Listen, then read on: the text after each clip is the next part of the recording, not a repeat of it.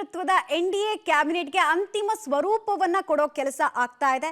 In fact NDA cabinet ಹೇಗಿರಬೇಕು ಅನ್ನೋ outline ಬರೆಯೋ ಕೆಲಸ ಕೂಡ ಆಗಿದೆ ಆಲ್ರೆಡಿ. ಮೋದಿ ಜೊತೆ ಇಂದು 60 ಸಚಿವರ ಪ್ರಮಾಣ ವಚನ ಸ್ವೀಕಾರ ಕಾರ್ಯಕ್ರಮ ಆಗೋ ಸಾಧ್ಯತೆ ಇದೆ. ಅಮಿತ್ ಶಾ, ನಿತಿನ್ ಗಡ್ಕರಿ, ರಾಜನಾಥ್ ಸಿಂಗ್ ಬಿಜೆಪಿಯ ಫ್ರಂಟ್ ರನ್ನರ್ಸ್ ಇರ್ತಾರೆ. ಅಂದ್ರೆ ಇವತ್ತು 30ಕ್ಕೂ ಹೆಚ್ಚು ಸಚಿವರಿಂದ ಪ್ರಮಾಣ ವಚನ ಆಗಬಹುದು. ಅಮಿತ್ ಶಾ, ನಿತಿನ್ ಗಡ್ಕರಿ, ರಾಜನಾಥ್ ಸಿಂಗ್ ಅವರ ಬಗ್ಗೆ ಈಗಷ್ಟೇ ನಾನು ಮಾಹಿತಿ ಕೊಡ್ತಾ ಇದ್ದೆ ನಿಮಗೆ. ಲಾಸ್ಟ್ ಟೈಮ್ ಯೂನಿಯನ್ ಮಿನಿಸ್ಟರ್ಸ್ ಆಗಿದ್ರಲ್ಲ, ಅವರೆಲ್ಲರೂ ಕಂಟಿನ್ಯೂ ಆಗ್ಬೋದು. ಬಟ್ ಅದೇ ಹುದ್ದೆ ಇರುತ್ತೆ, ಅದೇ ಜವಾಬ್ದಾರಿ ಅಥವಾ ಬೇರೆ ಬೇರೆ ಜವಾಬ್ದಾರಿಗಳನ್ನ ರೀಶಫಲ್ ಮಾಡ್ತಾರ ಅನ್ನೋದು ಈ ಕ್ಷಣಕ್ಕೆ ಇರುವಂತಹ ಕುತೂಹಲ ಆಗ್ತಾ ಇದೆ.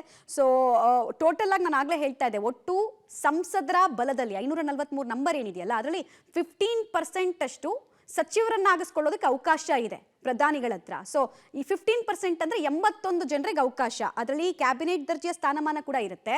ಆಮೇಲೆ MOS ministry of state affairs independent in charge ಅದು ಕೂಡ ಇರುತ್ತೆ. ಸೊ ಸ್ವತಂತ್ರ ಖಾತೆ ಕೂಡ ಇರುತ್ತೆ. ಯಾರಿಗೆ ಯಾವುದನ್ನ ಹಂಚಬೇಕು ಅನ್ನೋ ವಿವೇಚನೆ ಪ್ರಧಾನಿಗಳಿಗೆ ಇರುತ್ತೆ. ಡೀಟೇಲ್ಸ್ ಕೊಡ್ತಾರೆ ಶಬೀರ್. ಈಗ ಟೋಟಲ್ ಆಗಿ ಈಗ ಲೇಟೆಸ್ಟ್ ಮಾಹಿತಿ ಏನ್ ಸಿಗ್ತಾ ಇದೆ? ಎಷ್ಟು ಜನ ಇವತ್ತು ಅಂತಿಮವಾಗಿ ಪ್ರತಿಜ್ಞಾ ವಿಧಿಯನ್ನ ಮೋದಿ ಅವರ ಜೊತೆಗೆ ಸ್ವೀಕಾರ ಮಾಡೋ ಸಾಧ್ಯತೆ ಇದೆ?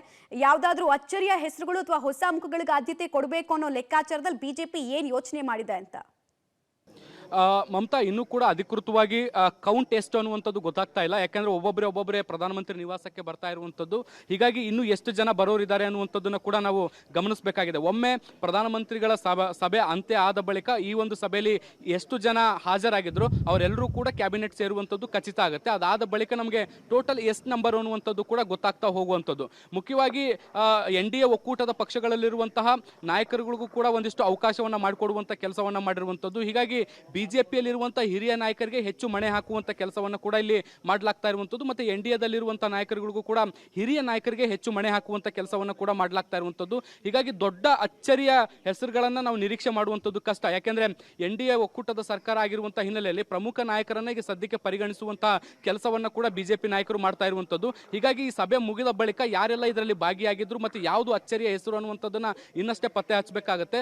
ಬಟ್ ಈಗಂತೂ ಸಭೆ ಇನ್ನೇನು ಕೆಲವೇ ಕ್ಷಣಗಳಲ್ಲಿ ಆರಂಭ ಆಗುತ್ತೆ ಅನ್ನುವಂಥ ಮಾಹಿತಿಗಳು ಬರ್ತಾ ಇರುವಂತದ್ದು. ಒಬ್ಬೊಬ್ಬರೇ ಎಲ್ಲ ಯಾರ್ಯಾರು ಸಚಿವ ಸ್ಥಾನವನ್ನ ಅಲಂಕರಿಸಬಹುದು ಅವರೆಲ್ಲರೂ ಕೂಡ ಪ್ರಧಾನಮಂತ್ರಿಗಳ ನಿವಾಸಕ್ಕೂ ಕೂಡ ಬರ್ತಾ ಇರುವಂತದ್ದನ್ನು ಕೂಡ ನಾವು ಗಮನಿಸ್ತಾ ಇದೀವಿ. ಒಂದು ಈ ಸಭೆ ಮುಕ್ತಾಯ ಆದ ಬಳಿಕ ಒಂದು ಕ್ಲಿಯರ್ ಪಿಕ್ಚರ್ ಸಿಗುತ್ತೆ. ಎಷ್ಟು ಜನ ಕ್ಯಾಬಿನೆಟ್ ಅನ್ನ ಸೇರ್ತಾರೆ ಮತ್ತೆ ಯಾರ್ಯಾರು ಯಾವ ಪಕ್ಷದಿಂದ ಯಾರು ಪ್ರೆಸೆಂಟ್ ಮಾಡ್ತಿದ್ದಾರೆ ಅನ್ನುವಂಥದ್ದನ್ನು ಕೂಡ ನಾವು ಸ್ಪಷ್ಟವಾಗಿ ಹೇಳಲಿಕ್ಕೆ ಸಾಧ್ಯ ಆಗುತ್ತೆ ಮಮತಾ. ಓಕೆ ಶಬೀರ್, ಹಾಗೆ ಹೋಲ್ಡ್ ಮಾಡಿ.